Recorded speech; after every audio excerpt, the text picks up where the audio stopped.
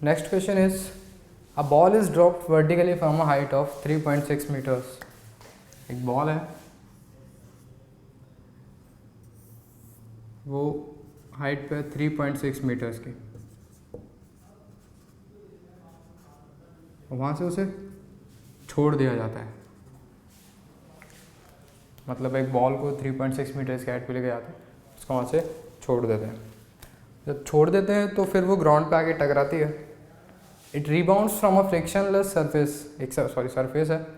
It rebounds from a frictionless surface to a height of 1.6 metre. वो आती है और सरफेस से टकराने के बाद वापस से रिबाउंड करते हुए ऊपर जाती है। कितनी हाइट तक? 1.6 मीटर्स।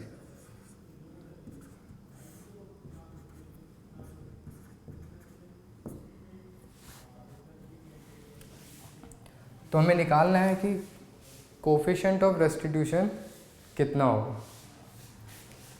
हमें पता है coefficient of restitution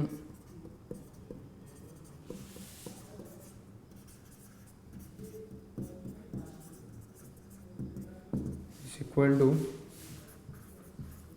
velocity of separation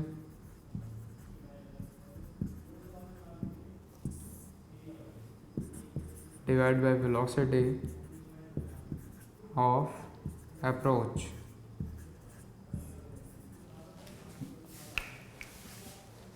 जब भी कोई कोलिजन होता है तो उसमें वेलोसिटी ऑफ सेपरेशन होगी और एक वेलोसिटी ऑफ अप्रोच होगी।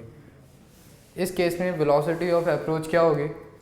वो वेलोसिटी जिस वेलोसिटी से बॉल इस सरफेस को हिट करती है, वो वेलोसिटी ऑफ अप्रोच हो जाएगी, जहाँ पे बॉल हमारे सरफेस को अप्रोच करती है।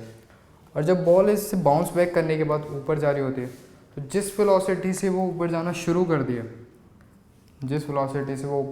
करती है, वो होगी उसकी वेलोसिटी ऑफ सेपरेशन। मतलब लीजिए दो बॉल्स हैं, मूव करते हैं, टकराते हैं और फिर मूव करते हैं। तो टकराने से जस्ट पहले जो वेलोसिटी होगी वो, गलत एग्जांपल, एक बॉल है, दूसरी बॉल रेस्ट में, ये आती है और दूसरी बॉल से टकराने के बाद फिर दूसरी बॉल मूव करने लग जाती है और पहली वाली रेस्ट में आ जाती है। तो इस केस में कोलिजन से जस्ट पहले जो वेलोसिटी होगी, अप्रोच की वेलोसिटी, वो से हम वेलोसिटी ऑफ अप्रोच कहेंगे। और कोलिजन के जस्ट बाद जो वेलोसिटी होगी, जिस वेलोसिटी से दोनों चीज़ें एक दूसरे से दूर जा रही होंगे जस्ट आफ्टर द कोलिजन, वो कही जाएगी वेलोसिटी ऑफ सेपरेशन। तो हमें भी इस केस में वेलोसिटी ऑफ सेपरेशन और वेलोसिटी ऑफ अप्रोच निकालना है। तो पहले इनिशियली क्या है,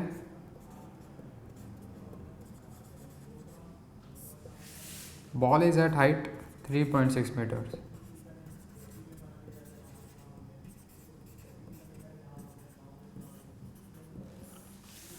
तो उसकी टोटल एनर्जी उस हाइट पे कितनी होगी?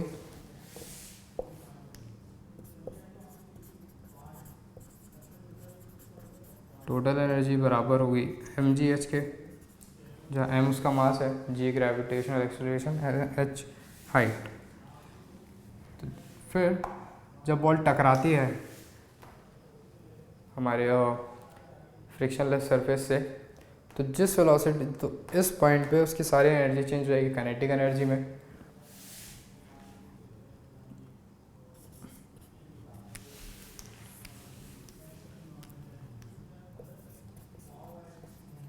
एट कोलिजन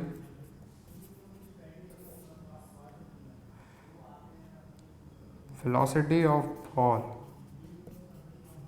मान लेते हैं u, तो टोटल एनर्जी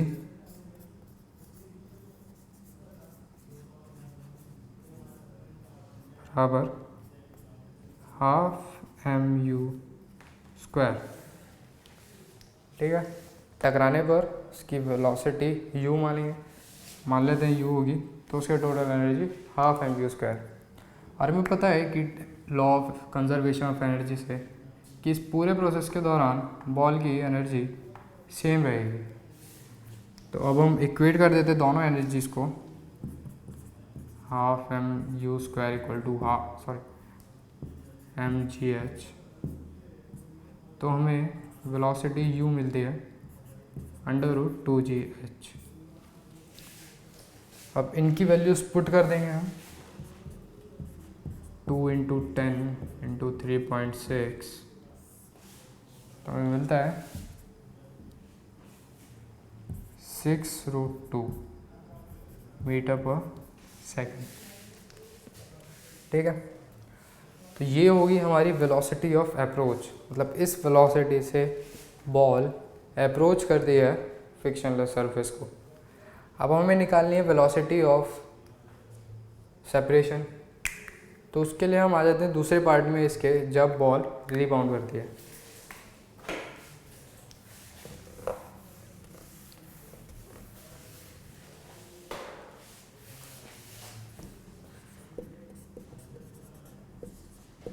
आफ्टर कोलिजन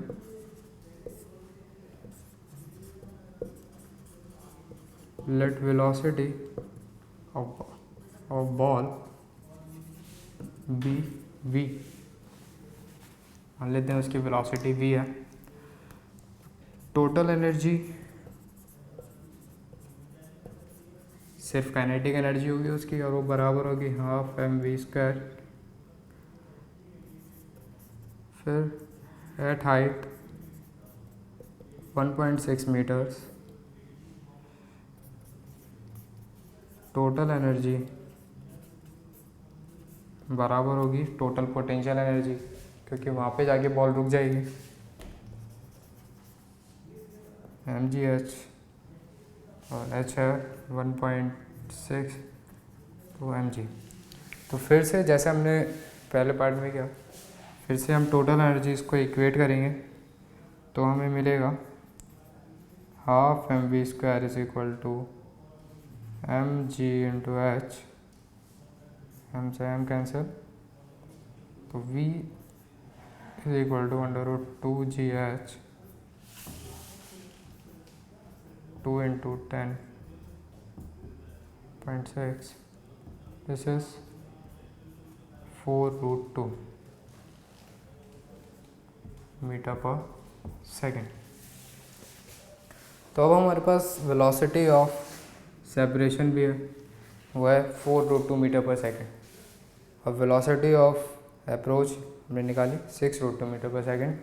अब इसको हम फॉर्मूले में पुट कर देते हैं।